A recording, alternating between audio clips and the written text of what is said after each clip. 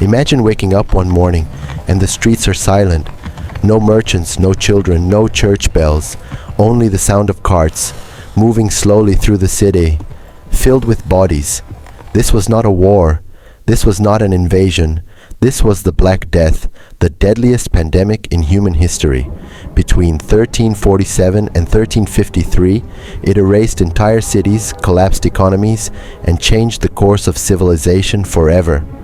The Black Death was not a curse. It was not magic. It was not divine fire. It was a biological killer, a disease known as bubonic plague, caused by a bacterium called Yersinia pestis. Its first victims were not humans, but rats.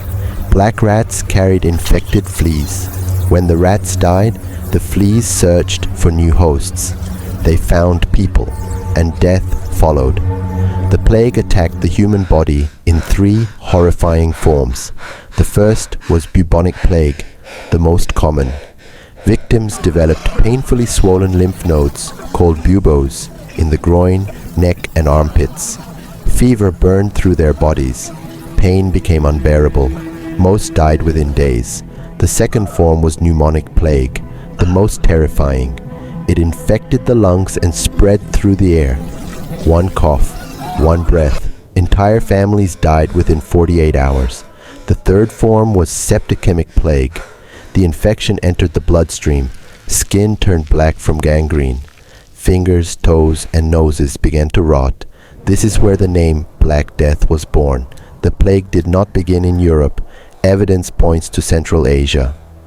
In the late 1330s, a deadly outbreak struck communities in what is now Kyrgyzstan.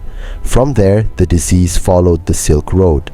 Merchants carried goods, ships carried rats, and the world carried death. In October of 1347, Genoese trading ships arrived at the port of Messina in Sicily. Many sailors were already dead. Others were dying. Their bodies were covered in black swellings. Fever consumed them. The ships were ordered to leave. It was already too late. From Italy, the plague spread with terrifying speed. By 1348, Rome, Florence, Paris, and London were all infected. By 1353, nearly all of Europe, parts of North Africa, and the Middle East had been devastated.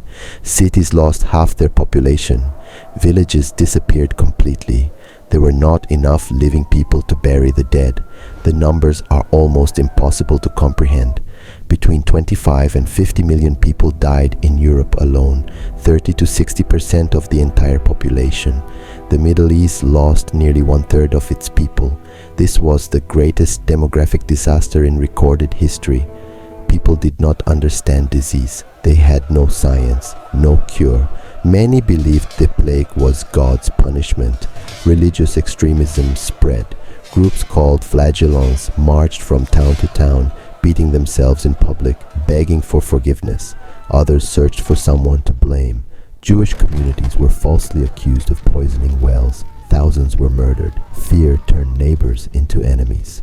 Yet from death, a new world emerged. With so many workers gone, labor became valuable. Peasants demanded higher wages. Feudal lords lost control.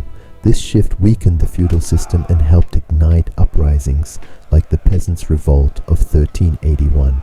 Out of chaos came an idea. In the port city of Ragusa, officials forced arriving sailors to remain isolated for 30 days. Later, 40 days. Quarantino, the birth of quarantine, and modern public health. The Black Death never truly disappeared. It still exists today. Rodents across the world still carry the plague. Each year, thousands of cases are reported globally.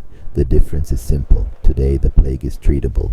Science succeeded where fear failed. The Black Death killed millions, but it also reshaped civilization. It changed labor. It changed medicine. It changed how humanity understands disease. And it reminds us of one truth. The greatest threats to humanity are often invisible. If you found this powerful, make sure to like this video. Subscribe to the channel for more true stories that shaped our world. History is not just the past, it is the warning and the lesson. Thank you for watching.